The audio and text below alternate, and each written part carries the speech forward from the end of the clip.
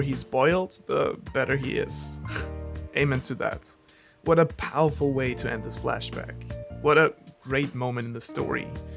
I mean, One Piece is just really something else, no doubt about it. I feel like Oda really made it a point here to put us into the shoes of the citizens of Wano over the last couple of chapters. Being confused by his behavior despite all the hype around him, and then finally coming around to the realization about what was truly going on behind the scenes here. Same as last week, this chapter also is very heavy on the moment and the emotions that come with it.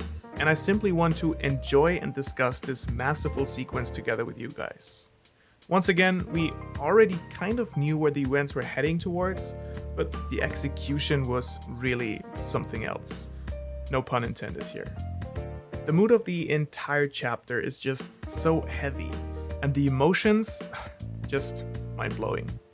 Usually that's not something I lay too much of a focus on, but these last chapters have truly been extraordinary in terms of artwork. And it's neither because it's exceptionally fancy, nor because it's strikingly different. It's simply Oda utilizing his art style to the fullest, I would say, and creating a very unique atmosphere over the entirety of the scene. So make yourself now comfortable and let's jump right into this chapter and enjoy what we got here.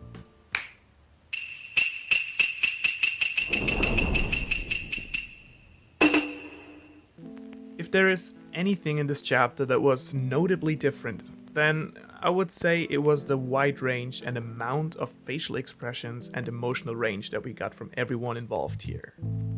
Chapter 972 of One Piece is out, and what a ride this flashback has been. This week I would like to hear your thoughts not only on today's chapter, but also on the flashback as a whole in general.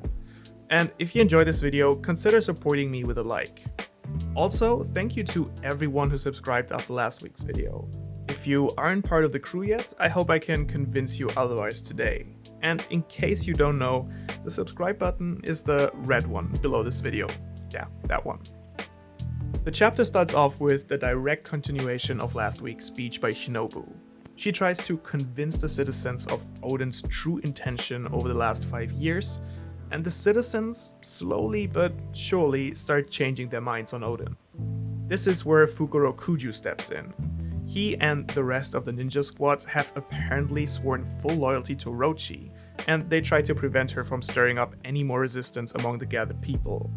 Shinobu then also goes on to threaten her former boss and tell him that they would come back for him in the future, something that we hopefully will be seeing very soon. Fukuro Kuju was never the very likable type in the first place to me, but that evil face that he has in this chapter there really flips the scale towards asshole, I would say. Then, when the first people start to cry for Oden's release, Orochi's men immediately step in and execute them. And in case you needed a bit more convincing that Orochi is a brutal dictator, Oda decided to make him go full tyrant in this chapter. And I have to say that over the last bunch of chapters, that goofy feeling everyone had regarding Orochi's character has now completely vanished for me. Orochi's character has reached a point where he has made the full transformation from a spandam to Doflamingo for me. Only that Orochi as a villain is almost even more unlikable and scary in my opinion.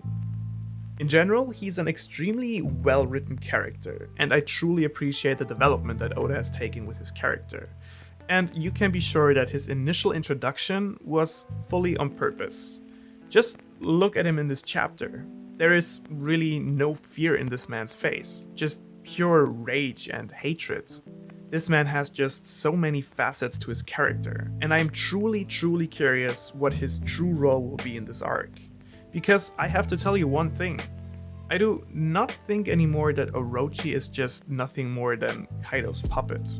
If anything, he is the one overruling Kaido's decision here, though of course I think Kaido is simply tolerating that. We can see this when he, as was to be expected, still decides to execute all of Oden's men and even his family. Kaido does not even raise an eyebrow. So I'm curious to see how these two actually met in the first place and what the relationship between them is truly like. And by the way, despite all that, Kaido also is becoming more and more intriguing to me. This chapter he seems very cold and calculated, And so far, I have to say this is the scariest version of Kaido so far. Even more scary than the invincible beast perspective we have had for such a long time. Because a calculating and cold-blooded Kaido that we see in this chapter is kind of the first time ever that I immediately had to think about him being part of the Rocks Pirates. I don't know if you guys feel the same way, but there's just something about his aura that gives me a shiver here. And then of course we have the moment of Oden passing on his dream onto his retainers and the people of Wano. He tells them about the Kozuki who were responsible for closing the country's borders in the first place, in order to protect them from a grave threat. And he also tells them about the future, where someone will come, someone from 800 years ago, and he will appear and need Wano's support in order to change the world. Now, I originally didn't want to discuss this bit here, because with the quality of the scans right now, you never really know about stuff like this. It's kind of risky and a bit ambiguous, if you know what I mean. However, I did manage to get my hands on the raw version of this panel, and I dare say that my Japanese is at least good enough to say that this sentence appears, for me personally at least, to be correctly translated. It literally says, "the time when this person has traversed 800 years. Now, please still take this with a grain of salt, and I truly recommend you to check with the official translation here. I definitely will, of course. Nonetheless, I can say that this translation is as close to the Japanese as I personally can tell. In other words, that would mean that Oden tells us here that Joy Boy will literally be traversing from the Void Century and arrive in the close future. Now, the word being used here is koearawareta, which is actually two words put together. Koeru means as much as crossing over or passing through, while arawareru means to appear. So put together, this word still leaves a lot of room for interpretation, I would say. It could very well mean a person literally passing through time. I'm looking at you, Toki. But it could also very well still refer to Joy Boy's will being passed through the ages, in my opinion at least. Whatever the meaning is, we can be sure that Wano will reveal a lot more to us regarding the history of the world once we near the end of this arc. Then of course we also have to talk about Oden's death. Holy shit. This is definitely some R-rated stuff right there. Having been boiled alive in oil for an entire hour and helping his retainers escape Orochi's execution squad, Kaido executes the man by shooting him straight in the head with a gun. And if you asked me about the last thing I would think Kaido would use as a weapon, this is your answer. Kaido using a gun just seems so very counterintuitive. And yet, why the hell is it so damn scary? Like, this scene literally made Kaido seem so much more dangerous to me, and I really can't really tell you why. I guess in connection to what I was mentioning earlier, Kaido using a gun and coldly and calculatingly dealing with Oden is truly the hardest contrast to the brute ogre with the club type of image that we've had for this character so far. I love it. What an arc we have here, with two excellent villains. And of course, let's talk about Oden. This character has been a real pleasure being around.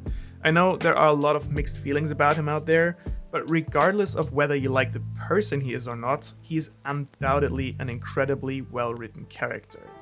His entire story arc was just a real pleasure to read, and again, I'm talking from a storytelling perspective here. But even from a personal perspective, the way he died, this was truly up there with a lot of other very iconic moments in One Piece. I promise you right now that once the dust has settled a bit on this flashback, this will be remembered as one of the great moments of the story. Finally, let's finish off with Toki, who we now find out has had the chance to talk to Oden before his death. And even though it has become even more apparent now that Toki apparently knows something that we do not, at the same time I still think this chapter kind of cleared her of the suspicion of having any ill intention. Toki definitely is fighting for the quote-unquote good guys, and I really hope that we'll be getting at least a bit of her sending the retainers to the future before we go back to the present in the next chapter. Now, however, I really want to hear your opinion on all of these things. Like and share the video if you enjoyed it, and don't forget to hit that red subscribe button under the video. However, as always, you can also dislike, not share, and unsubscribe. It's a free world, people. I hope to see you around next time, and until then, have a wonderful week.